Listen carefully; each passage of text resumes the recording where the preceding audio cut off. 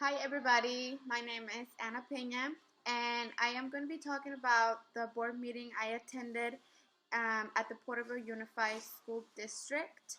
The board meeting was held Thursday, March 14, 2019 at 4:30 in the district building, which the address is 600 West Grant Avenue. The school district currently serves 14,429 students. They grade from preschool till 12th grade. The board president was Ms. Lillian Durbin, and the board is composed of 7 elected members, which includes the board president. The board meets twice a month, which is the second Thursday and the fourth Thursday of the month, with the exception of July, November, and December because they only meet once a month. The board addresses the agenda, a special recognition to students in the case there was a student who was getting a recognition. They also do reports and hearings from selected schools. So I guess once a month a school is elected to come present to the board meeting about policies, curriculums, the new behavioral management that they're implementing in the school systems. They also do instructional services, business services like budgeting, money for field trips, how are they going to get the money, the fundings. They talk about human resources, the hirings, the rehirings, and it finalizes with a closed session, which the public was not allowed to be in the closed session, only the school board members and the superintendent. So the format of the board meeting was, like I said, inside the district's main building, and inside there's actually a meeting room which is pretty big, and inside the room there was seating of some chairs like this side, kind of like that looking, and at the top of the front of the room were the elected members with the president sitting right in the middle, and there was also in the corner the superintendent who kept himself separated from the elected members, but yet he was on the main front row. On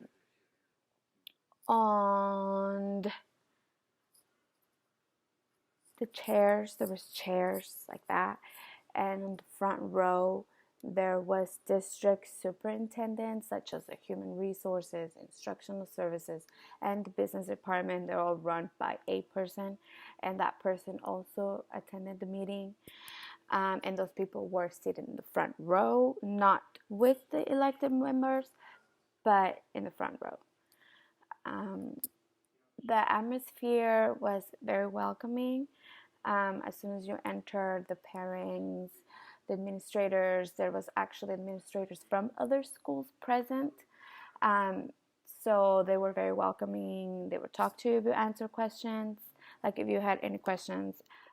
Since it was my first time ever attending a school board meeting, I was actually very nervous because I didn't know what to expect. I didn't know who goes to meetings.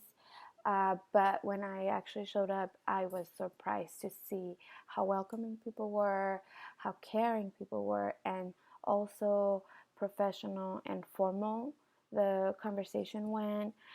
During the meeting, when people were voting for the policies or for anything else that was being up for elections, there was absolutely no disruption. If people disagreed, they would slightly wait for the person to be done speaking, then they would raise their hand, be called on, get up, and then make a nice disagreement, and therefore they would resolve the problem. But I thought that everything was just so professional, so formal. People were so respectful. Of course, it was my first time, so I wasn't sure.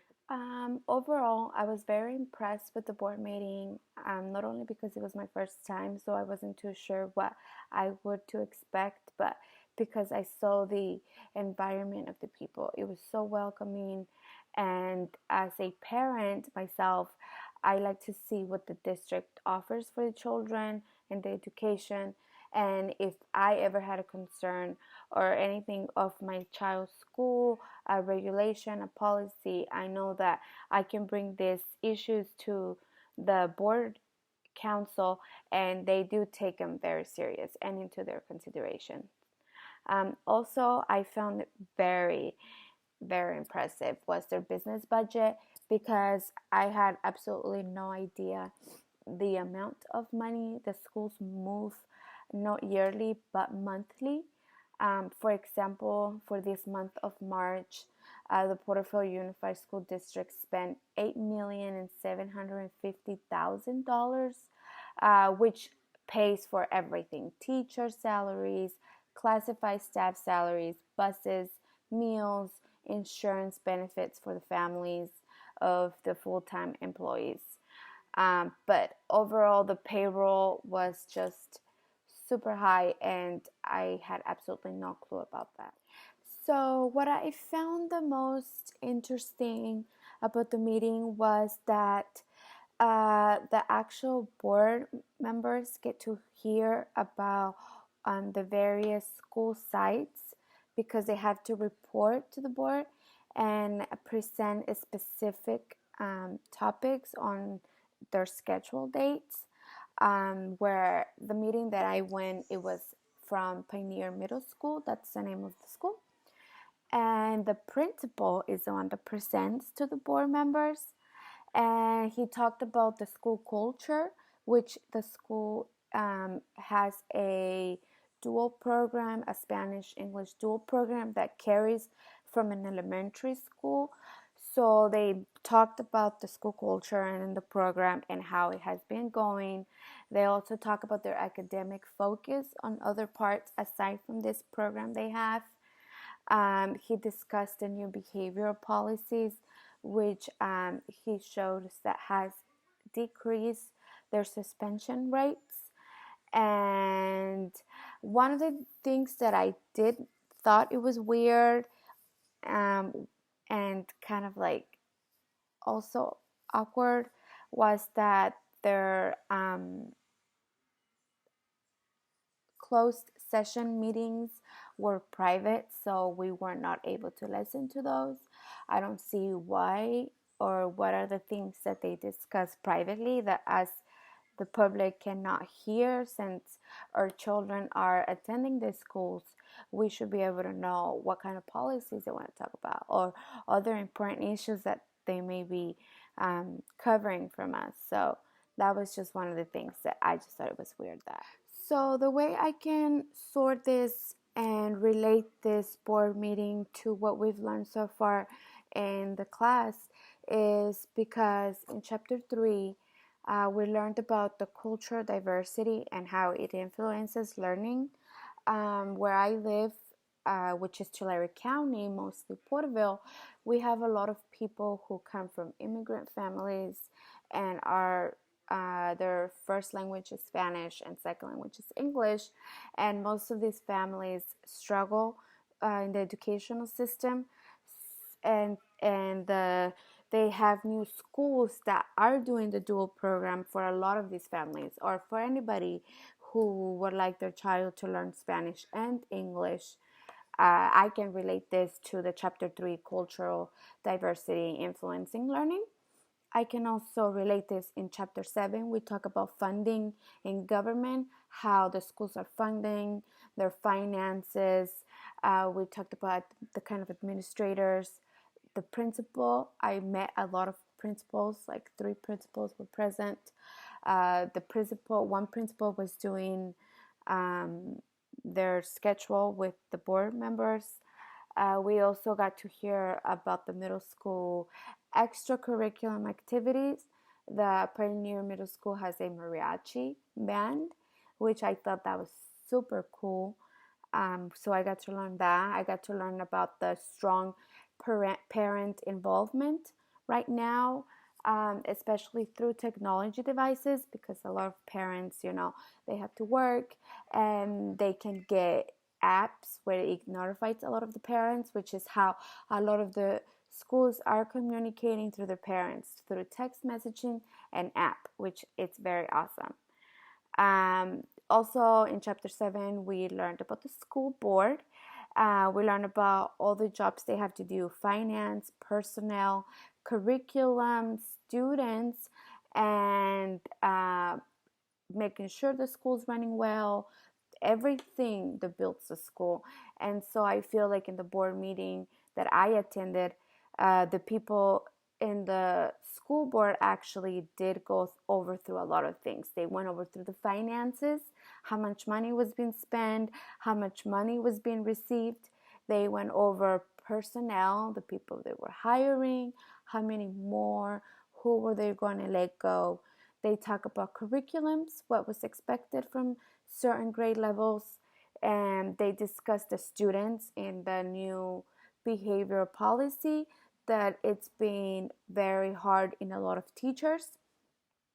uh, Teachers are not being respected, or they're not being felt respected, and it's all because they feel like the school is just trying to get the most money for the students, and they're not caring about the teachers and how they run their class and the management of the class, because all of the school board is thinking is about the money they can get for the child, which is why they have implemented the new behavior policies, which really hard to suspend a child.